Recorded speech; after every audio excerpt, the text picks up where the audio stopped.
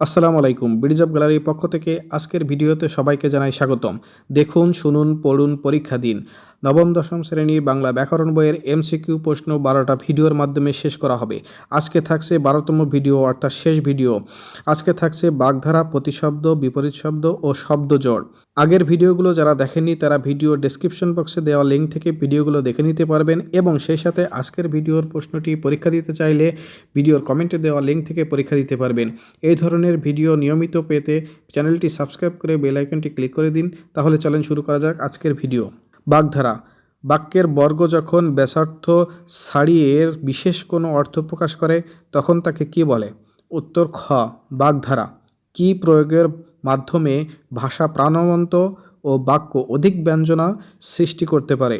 উত্তর ক, বাগধারা।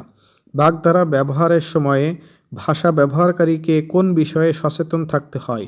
উত্তর খ, অর্থ। বাগধারা অতীতকালের কোন ঘটনার স্মারক? উত্তর ঘ, সামাজিক সাংস্কৃতিক। নিচের কোনটি অন্ধের যষ্টি অর্থ প্রকাশ করে? উত্তর ঘ, একমাত্র অবলম্বন। দৃঢ় সংকল্প কোন বাগধারার মধ্যে রয়েছে? উত্তর খ, এক কথার মানুষ। নিচের কোন অর্থটি কই মাছের প্রাণ বাগধারার সঠিক অর্থ প্রকাশ করে? উত্তর ঘ, যা সহজে মরে না। পটল তোলা এর সমার্থক বাগধারা কোনটি? উত্তর ক, অক্ষ। প্রতিশব্দ: প্রতিশব্দ কি? উত্তর ক, অভিন্ন শব্দ। আইন শব্দের প্রতিশব্দ নয় কোনটি? উত্তর ঘ, শশী। একটি শব্দের অনুরূপ, অবিকল ও নিকটবর্তী অর্থ প্রকাশকে কি বলা হয়? উত্তর ক, প্রতিশব্দ। নিচের কোনটি গৃহ শব্দের প্রতিশব্দ নয়?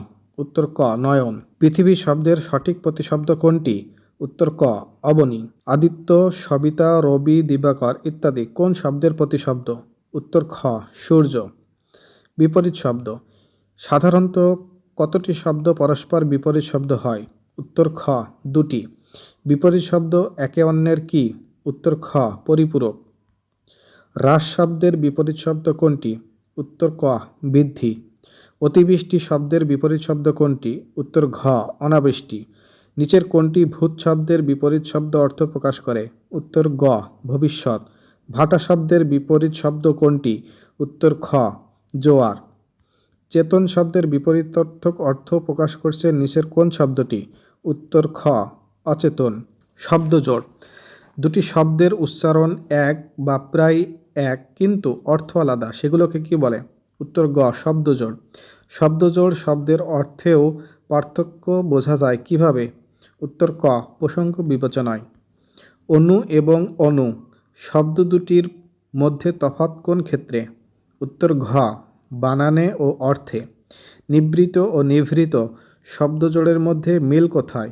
উত্তর ক, উচ্চারণে। নবম-দশম শ্রেণী বাংলা ব্যাকরণ বইয়ের এমসিকিউ প্রশ্নের আজকের টপিকের ভিডিওটি এই পর্যন্তই। আগামী ভিডিও দেখার আমন্ত্রণ জানিয়ে আজকের ভিডিওটি এখানে শেষ করছি। আসসালামু আলাইকুম, আল্লাহ হাফিজ।